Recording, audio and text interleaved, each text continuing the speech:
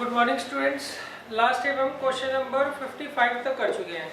अब देखिए question number 56 में इन्होंने क्या कहा है। इसमें इन्होंने कहा है find the equation of the plane through the point.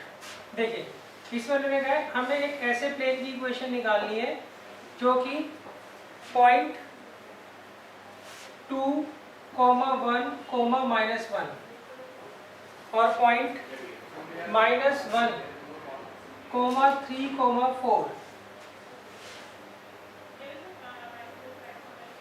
से पास होता है। आप ये कह सकते हो आपको एक ऐसे प्लेन की इक्वेशन निकालनी है जिसके ऊपर ये दोनों पॉइंट्स हैं। एक पॉइंट को मैं P ले लेता हूँ, एक पॉइंट को Q ले लेता हूँ। अच्छा, नेक्स्ट इन्होंने क्या कहा है, and perpendicular to the plane. और ये जो गिवन प्लेन है एक दूसरे प्लेन के क्या है, परपेंडिकुलर है। और इस प्लेन की इक्वेशन आपको दे रखी है इन्होंने x - 2y + 4z = 10। ठीक है, क्वेश्चन तो आगे समझ। अभी ये पहला पार्ट है, फिर इसके बाद एक और पार्ट है वो बाद में देखते हैं। देखिए इसमें मैंने कहा है आपको एक ऐसे प्लेन की इक्वेशन निकालनी है जिसके ऊपर P और Q दो पॉइंट्स हैं और ये प्लेन जिसकी हमें इक्वेशन निकालनी है एक दूसरे प्लेन के क्या है, परपेंडिकुलर है। सही। तो हमें क्या करना है, इस प्लेन की इक्वेशन फाइंड आउट करनी है। तो सबसे पहले देखिए इक्वेशन ऑफ प्लेन क्या होती है। इक्वेशन ऑफ प्लेन होती है बच्चों vector r minus vector a dot N vector = 0। यही होती है ना वेक्टर की इक्वेशन। यहाँ पर a क्या होता है, a उस पॉइंट का वेक्टर होता है जो कि प्लेन के ऊपर लाई करता है। तो प्लेन के ऊपर दो पॉइंट्स लाई करते हैं, एक तो ये पॉइंट लाई करता है और एक ये पॉइंट लाई करता है। आप किसी को भी बेस मान लो, सही। हम इससे ही वेक्टर बना लेते हैं तो वो क्या आएगा, 2y + 1j - 1k। क्लियर है। तो a वेक्टर तो हमें मिल गया। अब हमें क्या करना है, इस प्लेन के परपेंडिकुलर मतलब इस प्लेन के नॉर्मल वेक्टर जो है वो हमें फाइंड आउट करना है। क्लियर है। तो उसके लिए देखिए आइडिया क्या लगेगा। इस प्लेन का जो नॉर्मल होगा उसे मैं n1 मान लेता हूँ। तो n1 वेक्टर कैसे निकालोगे आप, वो क्या होगा, कोफिशिएंट ऑफ x, y और z से हम क्या करते हैं इजीली फाइंड आउट कर लेंगे। क्या आएगा, 1i - 2j + 4k। क्लियर है। तो अब आप ये देखिए कि ये दोनों प्लेन्स क्या है आपस में परपेंडिकुलर है। तो इसका मतलब क्या हुआ, इसका जो नॉर्मल होगा वो इसके नॉर्मल के क्या होगा, परपेंडिकुलर होगा। सही। मैं थोड़ा शॉर्ट में लिखूंगा, आप प्रॉपर लैंग्वेज लिख लेना। n जो है वो परपेंडिकुलर है किसके, n1 के। क्लियर है। अच्छा, अब देखो फ्रॉम फिगर देखो, अगर आप पॉइंट P और Q को ज्वाइन करते हो तो इस केस में ये जो PQ वेक्टर होगा ये भी तो n के परपेंडिकुलर होगा ना। सही। तो इसका जो नॉर्मल होगा वो PQ के भी परपेंडिकुलर होगा और इसका जो नॉर्मल होगा उसके भी परपेंडिकुलर होगा। तो अब देखो इसका जो नॉर्मल n है वो n1 के भी परपेंडिकुलर है और PQ के भी परपेंडिकुलर है। तो इससे हम ये बोल सकते हैं कि वेक्टर n जो होगा वो किसके बराबर होगा, वेक्टर n और वेक्टर PQ के, वेक्टर n1 और वेक्टर PQ के क्रॉस प्रोडक्ट के बराबर होगा। आगे बात समझ।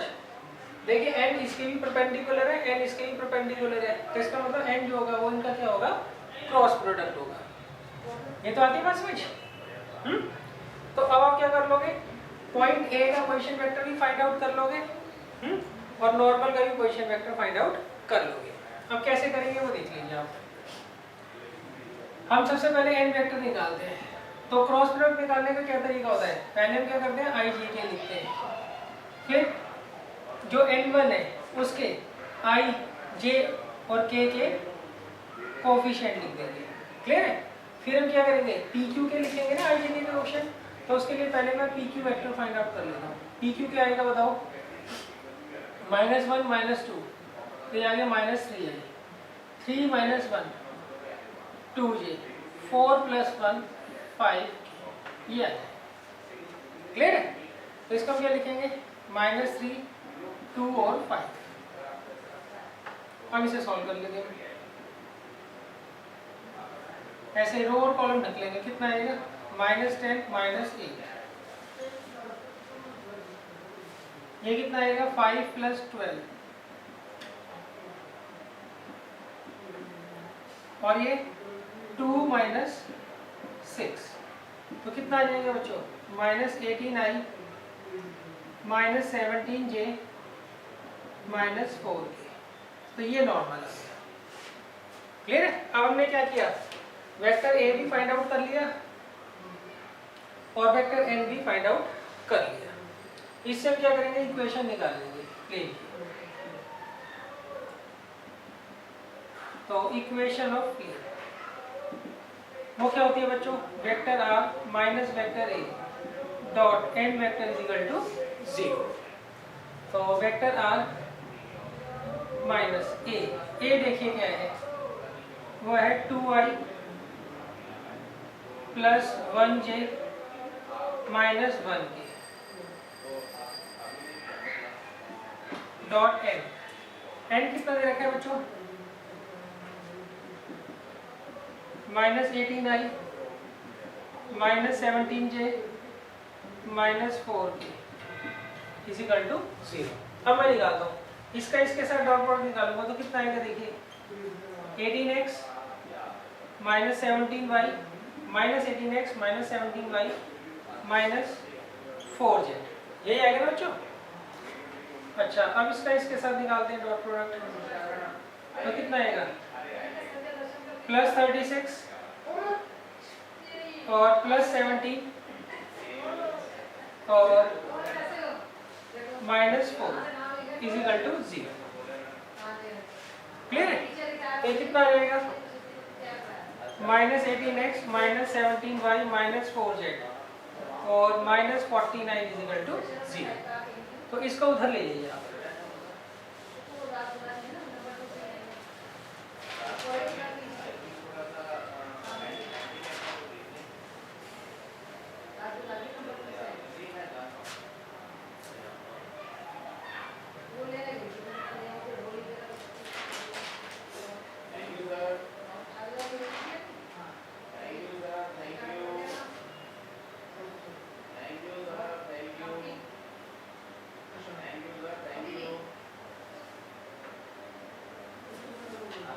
एक बार कैलकुलेशन में देख लो बच्चों कोई गलती तो नहीं।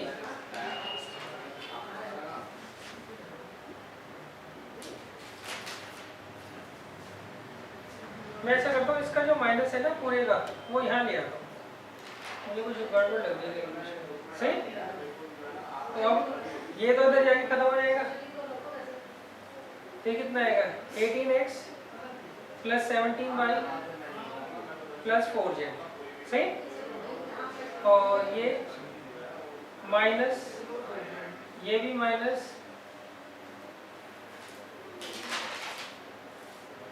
और ये प्लस तो ये आ गया बच्चों। तो ये है प्लेन की इक्वेशन। क्लियर है। तो कैलकुलेशन आप चेक कर लेना एक बार। क्लियर है। तो ये तो फर्स्ट पार्ट है। अब देखिए सेकंड पार्ट में आपको कैसे करना है। सेकंड पार्ट में इन्होंने पूछा हुआ है आपको ये शो करना है show that the plane thus obtain contain this line.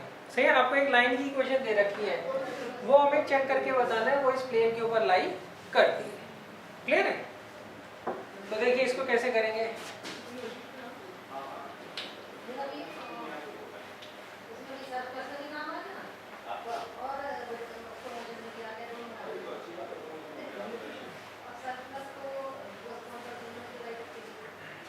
अब देखिए इसमें मैंने क्या करें।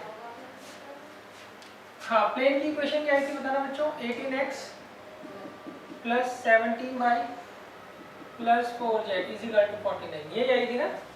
अब वो कहते हैं आपको एक लाइन की इक्वेशन दे रखी है वो दे रखी है vector r is equal to -i + 3j + 4k plus lambda times 3i -2j -5 ये आपको लाइन की इक्वेशन दे रखी है। सही। अब हमें क्या करना है, चेक करके बताना है ये लाइन जो है इस प्लेन पर लाई करेगी। क्लियर है? तो देखो मान लीजिए ये प्लेन दे रखा है आपको और ये लाइन दे रखी है। लाइन के ऊपर जो पॉइंट होगा वो प्लेन के ऊपर भी तो होगा। क्लियर है? तो यहाँ पर देखिए ये जो लाइन है ये किसको रिप्रेजेंट करती है, ये इस चीज को रिप्रेजेंट कर रही है कि ये जो लाइन है ये किस पॉइंट से पास हो रही है, -1, 3, 4 से पास हो रही है। और इस लाइन के पैरेलल एक वेक्टर है, वो क्या है 3i - 2j - 5k। क्लियर है भाई? ये लाइन किस चीज को रिप्रेजेंट कर रही है, ये लाइन इस पॉइंट से पास कर रही है और इस वेक्टर के क्या है पैरेलल। आ गया समझ? अच्छा अब हमें कैसे पता लगेगा ये लाइन इसके ऊपर लाई करती है कि नहीं करती है, उसके लिए हमें दो चीजें चेक करनी होती है। जिस पॉइंट से ये लाइन पास होती है वो पॉइंट इसके ऊपर लाई करना चाहिए। तो पहले हम चेक करके देखेंगे ये पॉइंट इस प्लेन पर लाई करता है कि नहीं करता है। सही। दूसरा, इसके पैरेलल जो वेक्टर होगा वो इसके नॉर्मल के क्या होगा, परपेंडिकुलर होगा। मतलब लाइन का वेक्टर b वो प्लेन के नॉर्मल वेक्टर के क्या होना चाहिए, परपेंडिकुलर होना चाहिए। दो बात आगे समझ। आपको एक लाइन दे रखी है, उस लाइन को हमें शो करना है वो प्लेन के ऊपर लाई करता है, तो उसके लिए जिस पॉइंट से लाइन पास होती है वो पॉइंट प्लेन के ऊपर लाई करना चाहिए। दूसरा, लाइन के पैरेलल जो वेक्टर है वो नॉर्मल के क्या होना चाहिए, परपेंडिकुलर होना चाहिए। यानी बात समझ। तो सबसे पहले हम चेक करेंगे,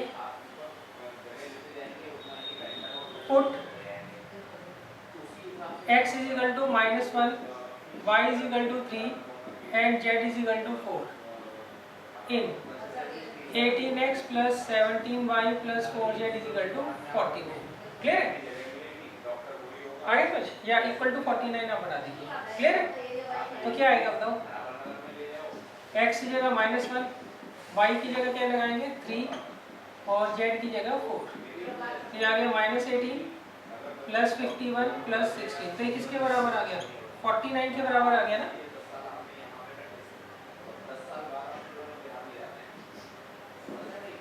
क्लियर है? तो ये 49 किसके बराबर है, इसकी राइट हैंड साइड के बराबर है ना, = RHS। देयरफॉर ये जो पॉइंट है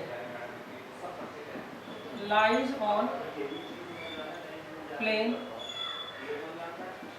18x + 17y + 4z = 40। यानी बस समझ। तो ये तो हमने चेक कर लिया कि ये जो पॉइंट है ये इस प्लेन के ऊपर लाई करता है। सही। अच्छा अब हम क्या चेक करेंगे, इसका जो नॉर्मल है वो इसके बी वेक्टर के क्या होगा, परपेंडिकुलर होगा। Now we will solve n dot d। Clear है? n वेक्टर क्या है बताओ, 18i + 17j + 4k और b वेक्टर क्या है बच्चों, 3i - 2j - 5k।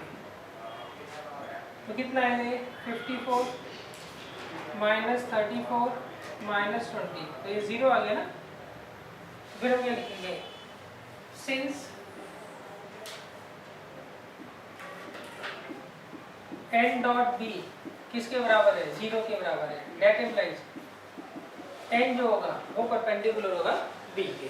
सही। अच्छा इससे पहले मैंने कोई इक्वेशन 1 2 मानी थी क्या, नहीं मानी थी ना। तो इसको मैं ले लेता हूँ 1 और इसको ले लेता हूँ 2। अब देखिए फ्रॉम फर्स्ट एंड सेकंड, सही, line with equation vector r = -i + 3j + 4k + lambda times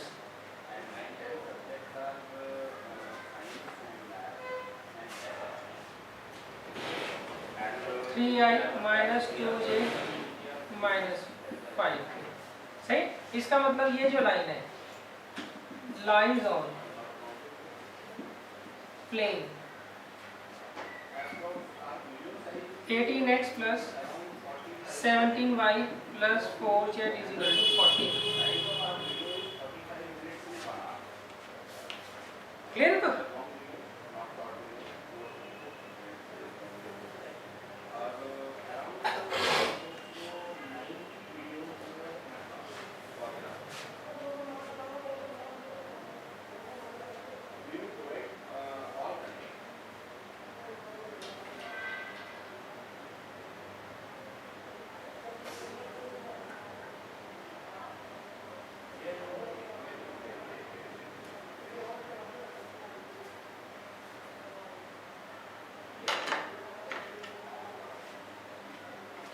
कर लोगे बच्चों? हो सकता है कि उसका पूरा पार्ट ना है, कोई एक ही पार्ट आ जाए। सही है, दोनों पार्ट तो काफी लेंथी हो जाएंगे, एक ही पार्ट में 4 नंबर में आ जाए।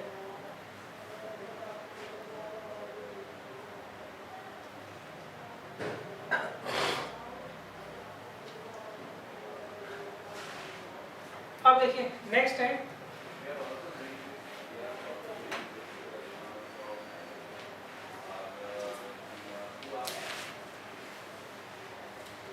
Question number 57। देखिए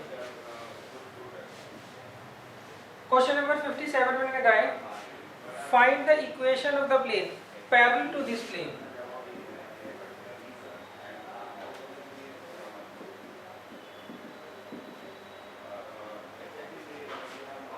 which is at a unit distance from this point।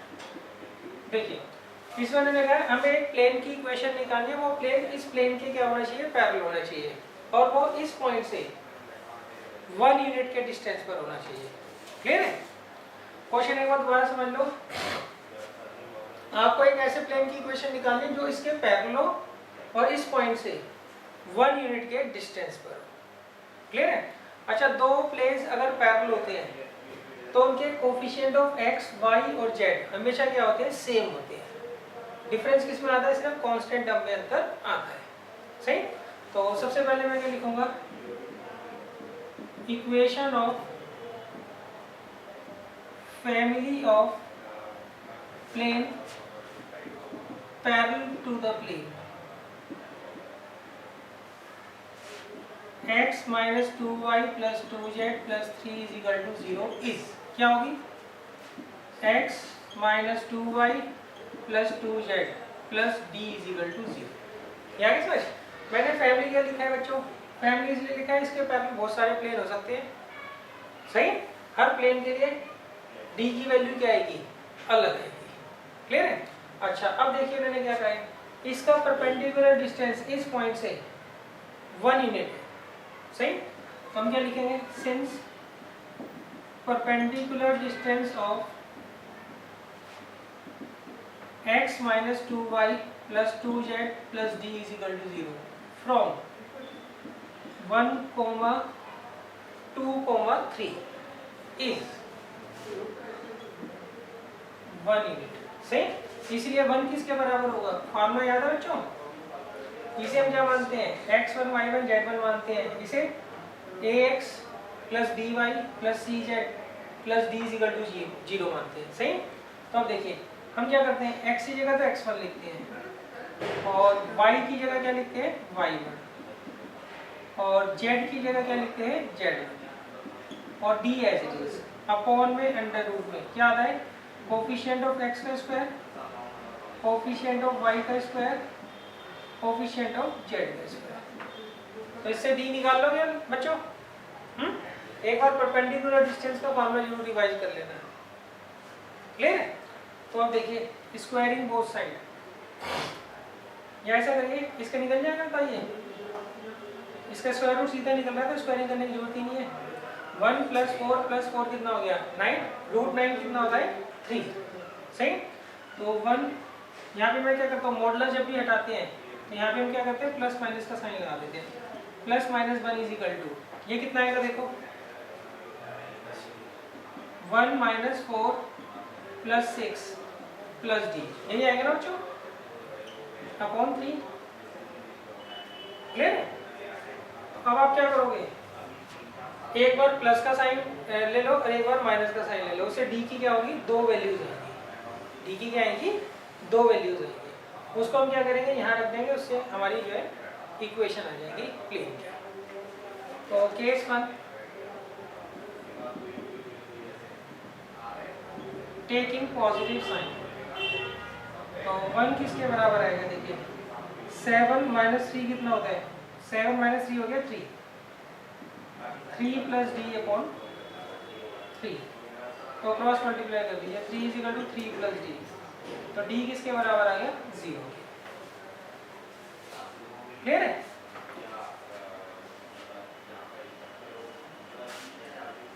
और तो देखो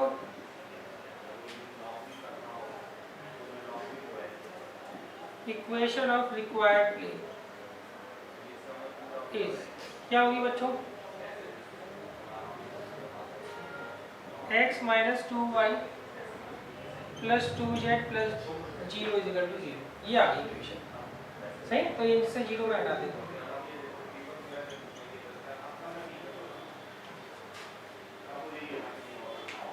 अब देखिए नेक्स्ट है case 2,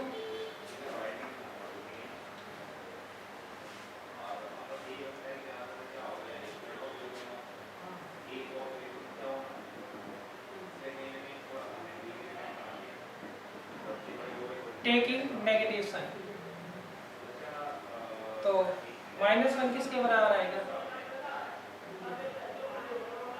3 plus T by 3, cross multiply कर दीजिए, तो डी कितना आ गया, -6 आ गया, तो यहाँ आ जाएगा therefore required equation of plane, वो क्या हो जाएगा, x माइनस 2y, यहाँ रखते हैं ना, यहाँ तो x था, minus 2y plus 2z, b की जगह क्या लिखूंगा, -6 इज इक्वल टू 0। तो ये आ गई बच्चों दो इक्वेशन, एक ये आ गई और एक ये आ गई। क्लियर? इसमें रखिए हमने डी की वैल्यू।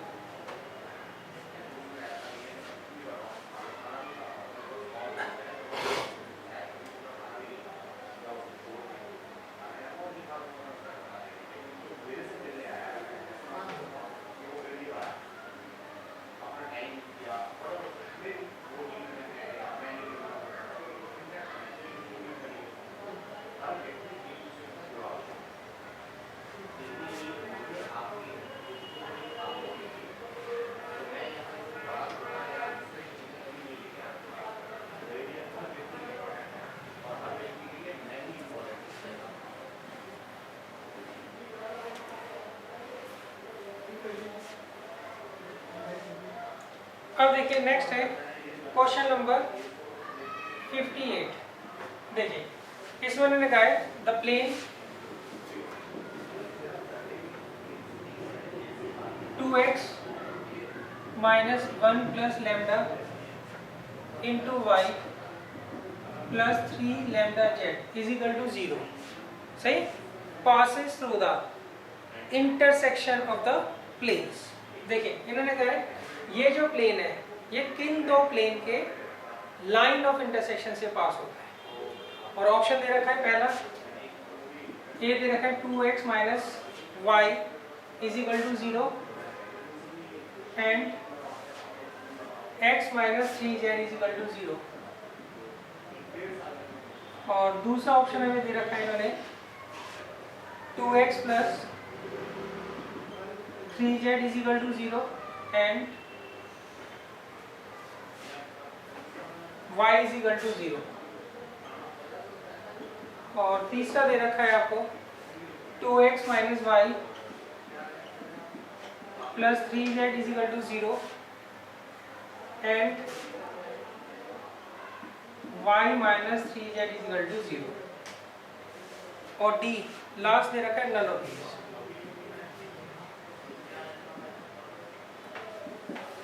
सही, तो देखो कैसे करोगे। देखो ये दो मान लीजिए आपको प्लेन दे रखे हैं, सही, ये जहां पर इंटरसेक्ट करेंगे वहां पर लाइन बनेगी, उस लाइन से जो भी प्लेन पास होगा उसकी इक्वेशन क्या होगी, दिस प्लेन की equation plus lambda times this plane की इक्वेशन इज इक्वल टू 0। यही तो होता है ना। तो इसके दो तरीके हैं कि इनकी इक्वेशन बनाकर देख लो कौन सी मैच कर रही है। दूसरा ये होता है इसको सिंप्लीफाई कर लो, इसको सिंप्लीफाई कर लो। क्लियर है। मान लीजिए आपको दो प्लेन दे रखे हैं, पहली की equation p1 is equal to 0 है, दूसरे की equation p2 is equal to 0 है। ये पहला प्लेन है और ये दूसरा प्लेन है। ये जहाँ इंटरसेक्ट करेंगे वहाँ पर एक लाइन बनेगी। इस लाइन से बहुत सारे प्लेन पास हो सकते हैं। उन सब प्लेन की इक्वेशन क्या होती है, p1 plus lambda times p2 is equal to 0। ये तो होगी ना। तो इसके दो तरीके हैं, पहला इसे सॉल्व कर चेक कर लो, दूसरा इसमें ये वाला फॉर्मूला लगाकर चेक कर लो, वो आपकी मर्जी है। सही, मैं दोनों तरीके सिखा देता हूँ। पहला तरीका है इसे सॉल्व करो। इसे कैसे सॉल्व करेंगे, 2x माइनस कितना आएगा y minus lambda y plus 3 lambda z is equal to 0। यही तो आएगा। मैंने अंदर मल्टीप्लाई कर दी है y की बस। सही है। अब मैं क्या करूँगा, बिना लैम्डा वाली टर्म्स एक इधर ले आऊँगा और लैम्डा वाली जो टर्म्स है उसमें लैम्डा कॉमन ले लूँगा।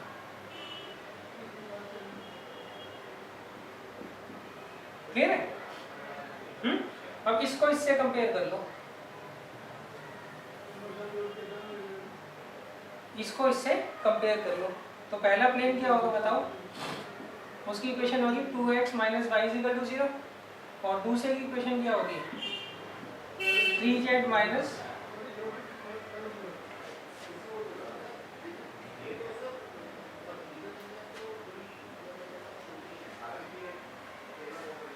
यहाँ पे बच्चों y है।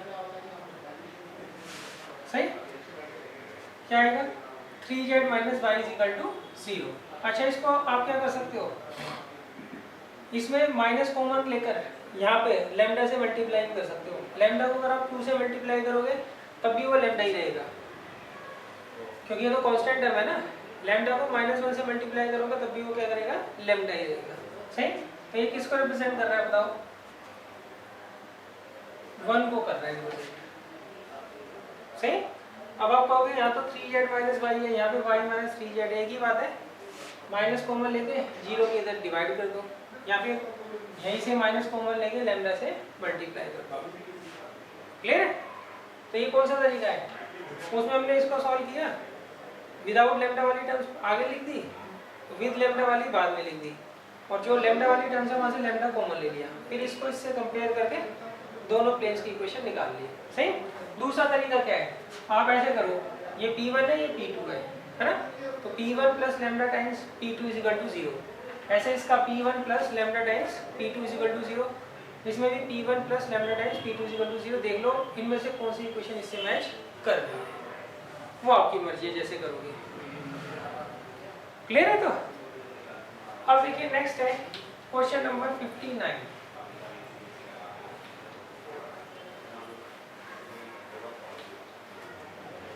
देखिए क्वेश्चन नंबर 59 तो बहुत आसान है। इसमें मैंने कहा है find the acute angle between the planes. हमें दो प्लेन्स दे रखे हैं, उसमें से पहले वाले की इक्वेशन तो ये दे रखी है और दूसरे वाले की इक्वेशन दे रखी है x plus y plus 2z equal to 6। Clear है। x plus y plus 2z equal to 3 है बच्चों। इनके बीच का हमें क्या करना है, एंगल निकालना है। दो प्लेन्स के बीच का कौन सा एंगल होता है, जो उनके नॉर्मल के बीच का एंगल होता है। सही। तो आप इसका नॉर्मल निकाल लो, क्या होगा बताओ, 2i माइनस जे प्लस के है ना, और n2 क्या होगा 1i plus 1j plus 2k। अब तो कर लोगे। तो cos थीटा किसके बराबर होगा बताओ, n1 dot n2 divided by दोनों का मॉडुलस का प्रोडक्ट। क्लियर है। अच्छा देखो, इन्होंने कहा इनके बीच का एक्यूट एंगल निकालना है। तो ये जो पर्ची आई वैल्यू, उसकी वैल्यू में क्या करनी है, पॉजिटिव ही भाग रखनी है। सही। भैया पॉजिटिव नेगेटिव कुछ भी आ सकता है ना, उसको हम पॉजिटिव करके ही बाहर लिखें। क्यों, नेगेटिव अगर लिखोगे तो ऑब्ट्यूज एंगल निकलेगा। पॉजिटिव लिखोगे तो एक्यूट। सही, करके दिखा देता हूँ। चलो n1 डॉट n2 क्या आएगा, 2 माइनस 1 प्लस 2, यही है ना बच्चों। और n1 का मॉडुलस कितना आएगा, 2 का हो गया 4, 5, 6 रूट 6 और ये भी रूट 6, तो कितना आएगा 3/6, तो ये आ गया 1/2। 1/2 कब आता है कॉस में बताइए, π/3, तो थीटा कितना आ गया, π/3। क्लियर है। अगर मान लो इन केस ये नेगेटिव भी आ रहा था तब भी हम क्या करते हैं, पॉजिटिव ही कंसीडर करते हैं। क्यों, नेगेटिव अगर आता कॉस थीटा तो सेकंड क्वाड्रेंट में चला जाता है ना थीटा, और वो कौन सा एंगल बनता है, ऑब्ट्यूज एंगल, जबकि उन्होंने कहा है एक्यूट एंगल निकालने को कहा है। अब देखिए नेक्स्ट क्वेश्चन है क्वेश्चन नंबर 60।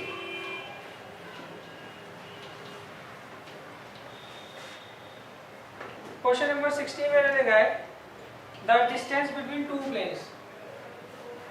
हमें यहाँ पर दो प्लेन्स दे रखे हैं, हमें इनके बीच का क्या है, डिस्टेंस फाइंड आउट करना है।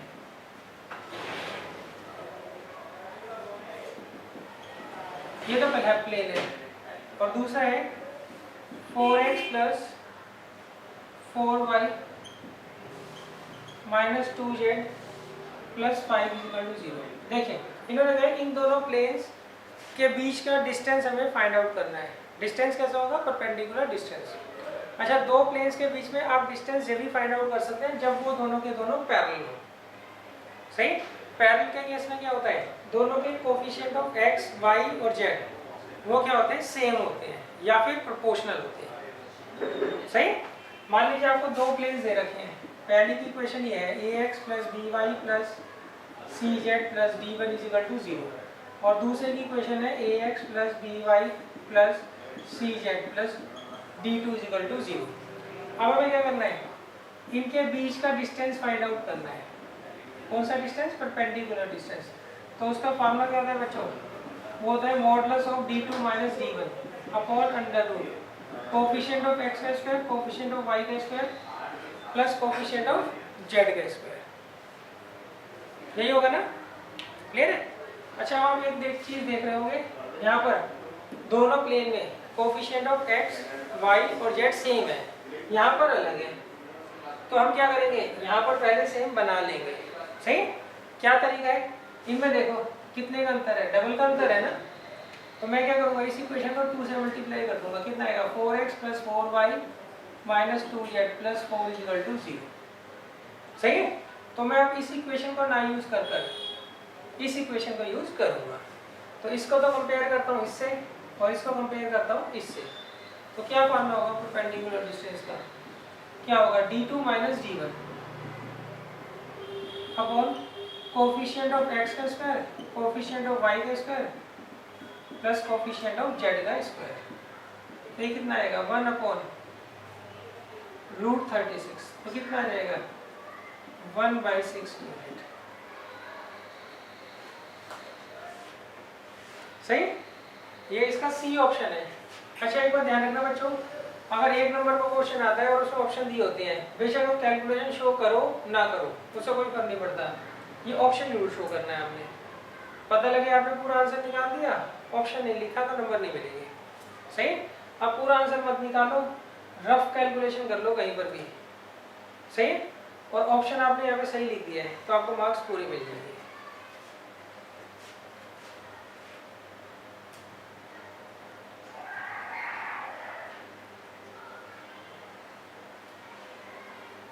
अच्छा, अब देखिए नेक्स्ट क्वेश्चन है, इसमें जो है आपको एक पॉइंट दे रखा है 1, 3, 4, उसकी हमें जो है इमेज निकालनी है।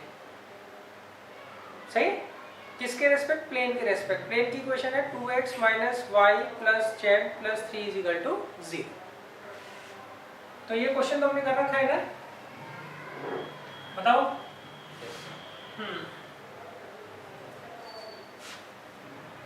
अब मगर ये अगर एक नंबर का क्वेश्चन आ जाता है फिर कैसे करोगे। 1, 3, 4 की इमेज हमें जो है किसके रेस्पेक्ट निकालनी है, 2x minus Y plus z plus 3 is equal to 0। और ऑप्शन क्या दे रखे हैं बच्चों? ऑप्शन आपको दे रखा है 3, 5, 2, दूसरा -3, 5, 2, तीसरा 3, 5, -2 और 4 दे रखा है 3, -5, 2। ये चार आपको जो है पॉइंट दे रखे हैं, सही। अच्छा, अगर ये 4 नंबर का है तो मैंने उसका तरीका सिखा ही रखा है, सही। अब ये मान लो ये जो पॉइंट P है इसकी इमेज यहाँ Q पर बन रही है, सही। अब ये Q किन दो कंडीशन को सेटिस्फाई करेगा? सबसे पहला P और Q का जो मिड पॉइंट होगा वो इस प्लेन पर लाई करेगा। दूसरा PQ जो है, सही, वो इस प्लेन के क्या होगा? परपेंडिकुलर होगा। इस प्लेन के क्या होगा? परपेंडिकुलर होगा। क्लियर है? तो आप क्या करो, पहले इस पॉइंट को चेक कर लो, सही। कैसे चेक करेंगे? इनका मिड पॉइंट निकालो, कितना आएगा देखो, 2, 4, 3, यही तो आएगा। इसको यहाँ पुट करके देख लो। हम ये देख करेंगे ना ये पॉइंट इसके ऊपर लाई करता है कि नहीं करता। अगर लाई करता होगा तो ये जो पॉइंट है ये इसकी इमेज हो सकती है। पहली कंडीशन तो चेक हो जाएगी ना हमारी, सही है। तो 4 -4 +3 इज इक्वल टू 0 नहीं हो रहा, नहीं आ रहा ना, 0 इज इक्वल टू 0। तो इसका मतलब ये तो पॉइंट नहीं है। अब दूसरा पॉइंट देख लो, क्या दे रखा है? -3, 5, 2। क्लियर? अब देखो कितना आएगा बताओ, -1, फिर 4, फिर 3। क्लियर है? यहाँ पुट कर दीजिए, -2, -4 +3 इज इक्वल टू 0। तो आ रहा है ना 0 इज इक्वल टू 0। तो इसका मतलब ये होगी इमेज, सही। इन दोनों पॉइंट्स को भी चेक करके देख लेना। क्लियर है? तो जब आप इसका और इसका मिड पॉइंट निकालोगे वो इसके ऊपर लाई नहीं कर रहा होगा। जब इसका और इसका मिड पॉइंट निकालोगे वो इसके ऊपर लाई नहीं कर रहा। तो आप ऐसे एक नंबर में चेक कर सकते हो। क्लियर है? अच्छा, एक चीज और, अगर मान लीजिए दो के साथ हो जाता है ऐसे, मान लो इसका और इसका मिड पॉइंट इसके ऊपर लाई करता है और इसका मिड पॉइंट इसके ऊपर लाई करता है, तो फिर हम कैसे चेक करेंगे कि इन दोनों में से कौन सा हमारा आंसर है? हाँ, फिर वो परपेंडिकुलर वाली प्रॉपर्टी से हम क्या करेंगे, उसको चेक कर लेंगे। क्लियर है? तो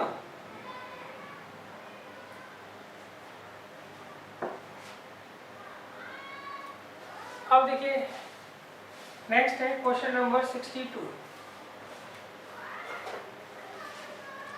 इसमें उन्होंने क्या कहा है, ये तो काफी इजी क्वेश्चन है। इसमें उन्होंने कहा है the equation of the plane which cuts off equal intercept of unit length on coordinate axis. इन्होंने कहा है आपको एक प्लेन दे रखा है, वो इक्वल इंटरसेप्ट काटता है कितने का? 1 यूनिट का, तीनों एक्सिस पे। तो उस प्लेन की हमें क्या करनी है, इक्वेशन फाइंड आउट करनी है, सही। तो आप क्या करिए, सबसे पहले ये बना लीजिए, ये एक्स एक्सिस हो गया, ये जेड हो गया और ये वाई हो गया। अब ये प्लेन है, सही, वो तीनों एक्सिस पे इक्वल इंटरसेप्ट बनाता है और वो इंटरसेप्ट की लेंथ कितनी है? 1 यूनिट है। तो यहाँ पर एक्स इंटरसेप्ट क्या है? 1, वाई इंटरसेप्ट क्या है? 1 और जेड इंटरसेप्ट कितना है? 1। क्लियर है? तो इसकी इक्वेशन क्या होगी? अच्छा, एक प्लेन है, उसका एक्स इंटरसेप्ट ए है, वाई इंटरसेप्ट बी है और जेड इंटरसेप्ट सी है। तो उसकी इक्वेशन ये होती है ना बच्चों, अब रख दीजिए यहाँ पे ए बी और सी की जगह 1। तो क्या आ जाएगा? x + y + z = 1। ये आ जाएगी इक्वेशन, सही। कौन सा ऑप्शन है इसका? ये ऑप्शन।